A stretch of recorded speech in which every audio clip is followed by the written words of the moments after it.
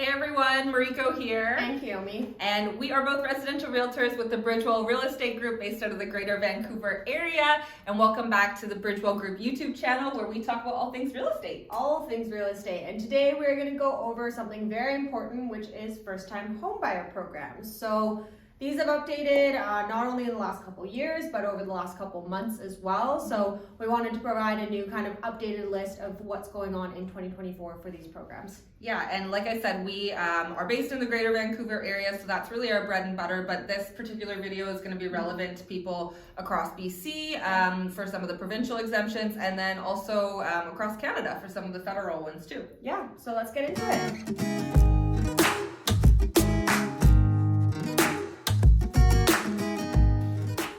So getting into it, I think we should start off with just a general overview of what we're going to be talking about today. And I think it is important to note that these are the main ones that we really think should be highlighted, but there's always programs, coming in or going out, like the first time homebuyer incentive. That just recently was canceled or not in use anymore. So things can change. And then the other important thing for you guys to be aware of is that most of these programs, any kind of tax exemption or first time homebuyer program, it has to be for a principal residence, so an owner-occupied property, not for an investment. So keep that in mind. But without further ado, this is what we're going to be going over today. Yeah. So we have the RRSP. So this is the home buyer's plan, so savings with your RRSPs. You also have the first home savings account, which is a tax-free account. The amortization for new builds, so pre-sales just recently went up, which was a win. The property transfer tax exemption also just recently went up, also another win. And we'll be going over the resale, which is just for first-time home buyers, and then pre-sales as well, which actually applies to everybody that is owner occupied. Exactly. Yeah. And then last but not least, the first time home buyer tax credit. So starting off with the RRSP amounts that you can withdraw. So again, this is your registered retirement savings plan, and it's part of the home buyers plan specifically for first-time home buyers. So as some of you might know, you're able to put money into your RRSP, and that helps to reduce your taxable income that you pay on an annual basis.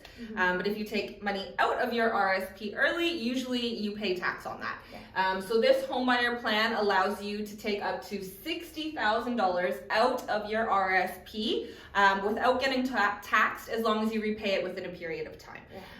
This was previously $35,000, now it's $60,000, so they just increased this.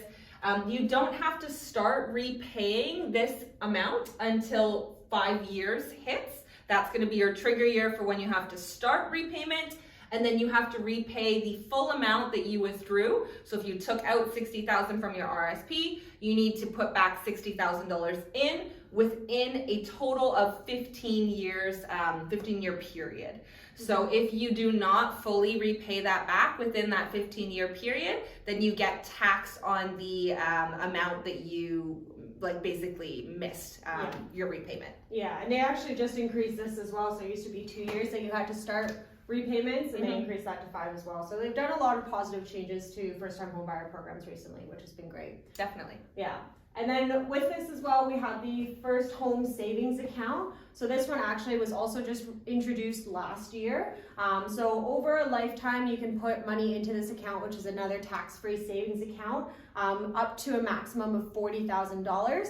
Each year, you have a contribution room of $8,000. So it's really important to kind of get this started as soon as you can, if possible for you, just because of the fact that you will lose that contribution room every year. So for example, if you didn't start it last year in 2023, you no longer have that $8,000 of contribution room from that last year. So now you only have it for 2024 and onwards. Yeah. So then it kind of reduces it to say from the 40,000 to the 32,000. Exactly.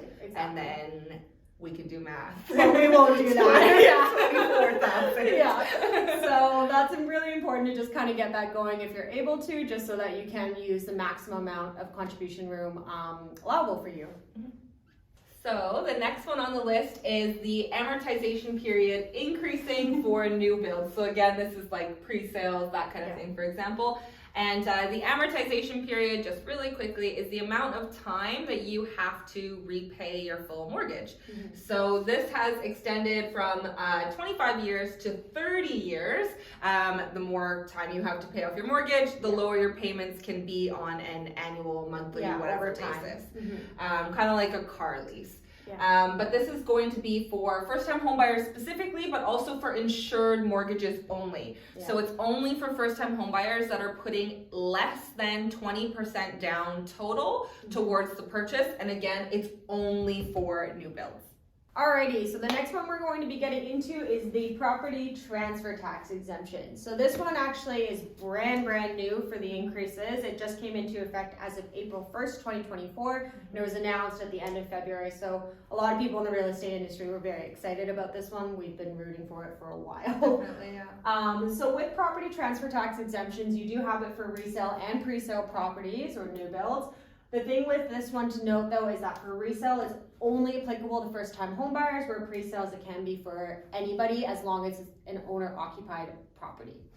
So when it comes to the resale, before the property value could only go up to $500,000 for you to be able to have this property transfer tax exemption, but they just recently raised this to $835,000 with a partial up to $860,000. So overall, you have a savings of $8,000, but we'll kind of break down how that looks like once you get over that 500K mark. Yeah, and I think that this was like really a huge thing in the industry because it's like, we're in the Greater Vancouver area. It's difficult to find a property that is under 500K. Under 500K.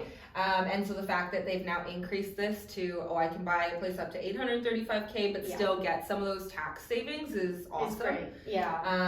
So just to kind of back it up a little bit, the way you calculate property transfer tax is a percentage base. So it's 1% on the first 200K, so always $2,000, and then 2% on the balance. Generally for like this price range that we're working with. So if you are buying a $500,000 property, then 1% on the first 200K is $2,000. The remainder, 500K less the 200K that I just calculated, is 300K. At 2% is $6,000. 6,000 plus 2,000 is $8,000. Is $8,000. And so this is the maximum amount that you are going to be exempt from for this property transfer tax for first-time homebuyers, because it's only the first 500K of what you're purchasing that's going to be exempt from the tax. So again, the property can qualify up to a purchase price of $835K, but you're still only going to get that first 500K of the tax in savings for that maximum of $8,000. So just doing quick math again, if you use the same calculation that I did previously, 1% on the first 200K, 2% on the balance. If you're working with a $700,000 property, that's a total tax of $12,000 less the $8,000 in savings. Is going to be $4,000 in tax that you're going to have to pay versus $12,000, which you would have had to done previously. Which you would have had to done previously if you bought something for $700K. So that's how that increasing of the property qualification really helps first-time homebuyers. And again, there's a partial exemption up to $860K, and then it kind of just works its way down to zero. It's a sliding scale. And so this can be a little bit confusing and a lot to kind of explain, but there is actually a really good table on the government website that we'll leave a link to in the description below, so you can kind of use that to calculate. It's actually quite helpful. And if you just look up the Government of BC Property Transfer Tax Exemption, you'll see a first-time homebuyer section, and then they'll have these calculations for you. Pretty easy, which is great. And then the next one is pre-sales, so newly built home exemption, which you can also find on the government website. They've made big changes to this too. 100%. And this one, it was a little bit interesting. So they actually did a full exemption with this one. So it used to be $750,000 as the max for this. Now it is up to $1.1 million with a partial up to $1.15. So none of this like sliding scale stuff. Just a straight up full exemption. So that was really nice for pre-sales. They've done a lot with kind of these new builds. Why they didn't just do that for the resale side of things too, we don't know, but it just is what it is, and we'll take a win where we have them. For sure. So last but not least, we have the first-time homebuyer tax credit.